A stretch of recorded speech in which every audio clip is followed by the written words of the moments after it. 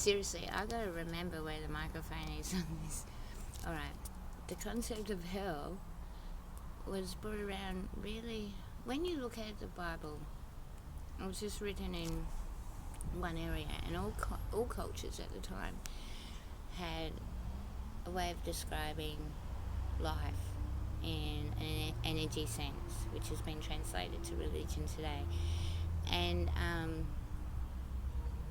some wrote them down, some didn't. Like down under with the Aboriginal people, the masters, really, they didn't write anything down. They just danced and spoke their cultures for thousands and thousands of years, where other cultures wrote down their history. And then there was other cultures that when someone didn't do something they liked, they destroyed their history.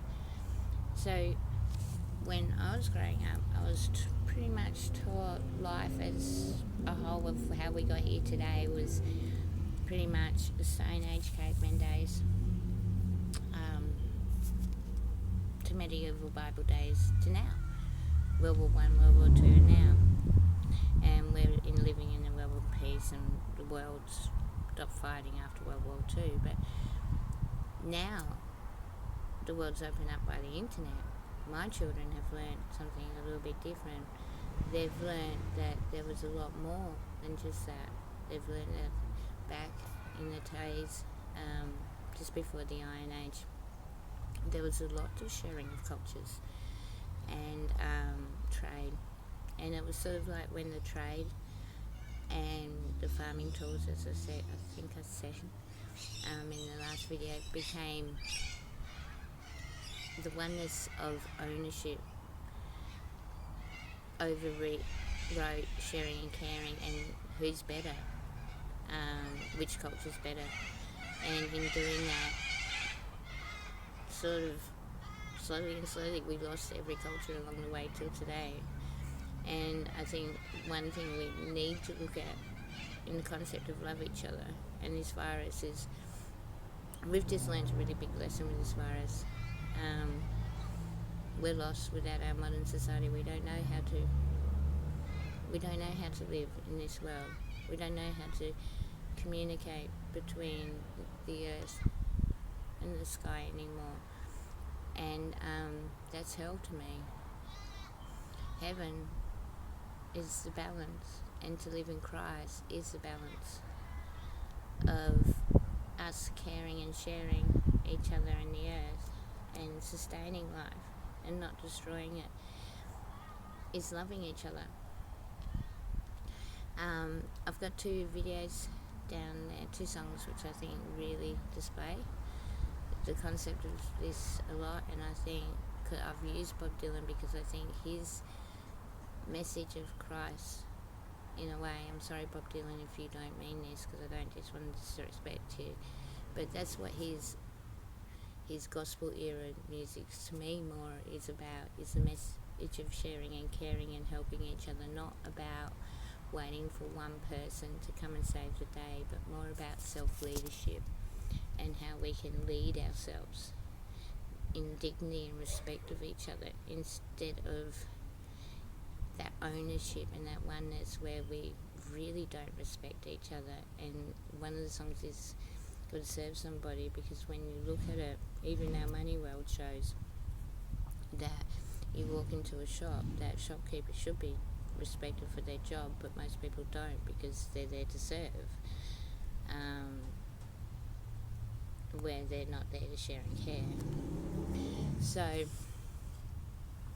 I've used those 2 songs down below, but also I've put in an article from the New York Times, because it does display a really good way of love one another, because a lot in our modern society we've transferred into models and numbers and averages, and I think that also misses out on the uniqueness of loving each other, because we miss the uniqueness, and once we put things in bundle on majority eyes, that we can sometimes miss the point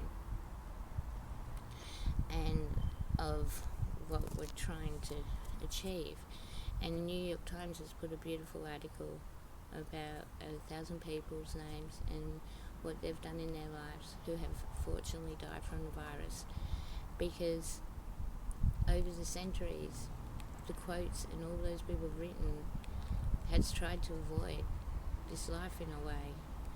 And when you get someone screaming at you that you're going to go to forever hell in eternity because you don't accept one person to lead you, but all around you can see you're already living in hell because people don't accept self-leadership, you get really confused and it really can stuff up your head. So that's my view on love one another.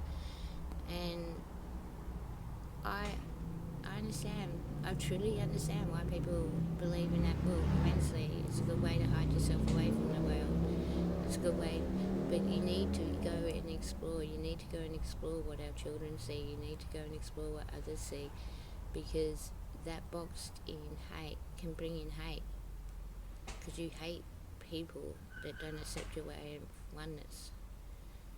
And it works on the other way as well. People can also hate. I'll go admit, sometimes I do get a bit irate when someone tries to throw down words of unity and love, but they're not displaying it.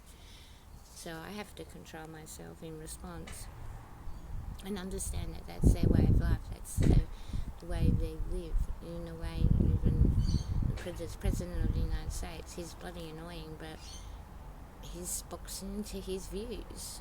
And we as a community has allowed that in a way. No, I'm not saying we've allowed his actions and his views. I'm saying in a way we've allowed it because we've accepted the oneness way of life, of ownership. And if you took all our modern technology away now, could we actually survive off the concept of sharing care? Because we continually quote, we continually glorify of ourselves on those concepts, but we don't live it. And that's simply the problem. So try and go and love each other, try and look after each other.